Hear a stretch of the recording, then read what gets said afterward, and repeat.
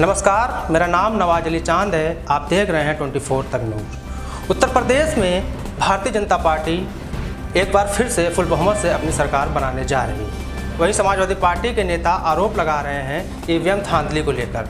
उनका साफ कहना है कि भारतीय जनता पार्टी ईवीएम धांधली से अपनी सरकार बनाने जा रही है। आइए सुनते हैं समाजवादी पार्टी के विधायक रविदास मल्होत्रा को। रविदास मल्होत्रा जी, आप जीते और जीत की बधाई कैसे देना चाहेंगे हमारे दर्शकों को?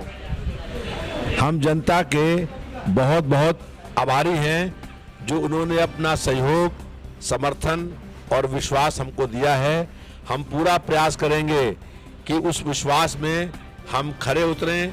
उस विश्वास को कायम रखने के लिए हम हर संभव प्रयास करने का काम करेंगे। हम रविदास मल्होत्रा जी, जैसे कि अगर बात किया जाए तो सत्ता और विपक्ष दोनों की भूमिका होती है। अगर सत्ता गलत करे तो विपक्ष जो है उसका विरोध करे। अब ये कितना 5 साल देखने को मिलेगा सड़कों पर? सड़कों पर सत्ता जब गलत करेगी तो सड़क से लेकर विधानसभा के अंदर तक विरोध की आवाज सुनाई पड़ेगी। हम जब भी इस सरकार कोई जुल्म, अन्याय, तानाशाही करने का काम करेगी, उसका पुरजोर तरीके के साथ विरोध करने का काम करेंगे और विधानसभा के अंदर भी हम लोग लड़ने का काम करेंगे और जनता की समस्याओं के लिए, विकास को हल करने के लिए हम लोग लगातार संघर्ष करने का काम करेंगे। जनता ने हम लोगों को परिवर्तन और बदलाव के लिए वोट दिया था, लेकिन हमारी सरकार नहीं बनी है। उसके बावजूद भी हम लगातार संघर्ष करने का काम करेंगे। क्या समझते हैं ये कारण क्या देखते हैं कि जिसके कारण जो है समाजवादी सत्ता में नहीं आई? देखिए, 86 सीटें ऐसी हैं जो हम लोग 1000 से कम वोटों से चुनाव हारे हैं। इस चुनाव में बड़े पैमाने पर भारतीय जनता पार्टी की सरकार ने बेईमानी करने का काम किया। लखनऊ हमारे मत क्षेत्र के अंदर चुनाव होने के बाद हम मतगणना स्थल के बाहर अपनी ईवीएम की सुरक्षा करने का काम कर रहे थे। तभी हमको मालूम हुआ 28 फरवरी को कि स्ट्रांग मशीन के पास एक गाड़ी खड़ी है और उस गाड़ी में 4-5 लोग हैं। हम लोग गेट पर पहुंचे, नारेबाजी करी, तब उस गाड़ी ने भागने का प्रयास किया। हमने दौड़ाकर गाड़ी को पकड़ा, तब देखा उसमें लखनऊ सेंट्रल के आरओ मौजूद थे। हमने कहा कि जब इस गेट के अंदर गाड़ी जाने की अनुमति नहीं है तो अंदर गाड़ी लेकर के आप क्यों गए? इसी बीच कहा सुनी में जो 3-4 लोग थे वो भाग गए और हमने कहा कि हम अब गाड़ी तलाशी लेंगे। तो जब गाड़ी की तलाशी ली गई तो उस गाड़ी के अंदर रॉड, प्लास, हथौड़ा, हथौड़ी, छेनी, पेचकस, ताले, चाबी और सील मिलने का काम हुआ। फिर हमारी मांग पर जो है वो मतगणना स्थल के बाहर एलईडी लगाई गई। अच्छा, यही बात जो है दोहराया गया, पेपरों में निकला हुआ था कि जो लोग गाड़ी चेक कर रहे थे, अधिकारियों को काम से रोक रहे थे, वो अब जाएंगे जेल।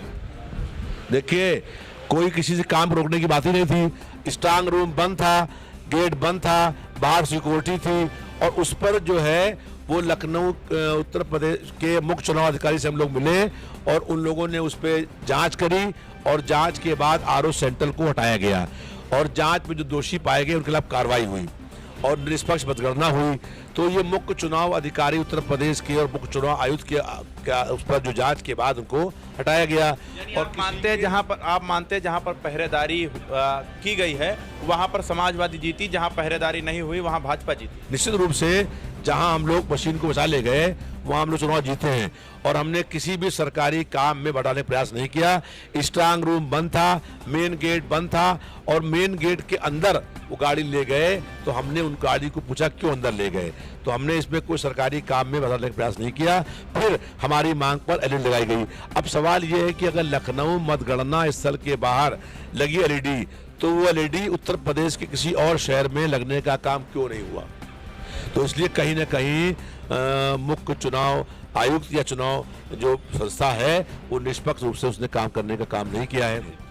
हमारे साथ रविदास मल्होत्रा जी मौजूद थे जिनसे मैंने हर एक सवाल पूछने की कोशिश की। लेकिन उत्तर प्रदेश के अंदर 2022 चुनाव में जो देखा गया, हालांकि हम लोग क्षेत्र में थे, जनता के बीच में थे, माहौल क्या है लगातार आप लोग देख रहे थे हमारे 24 तक न्यूज़ में।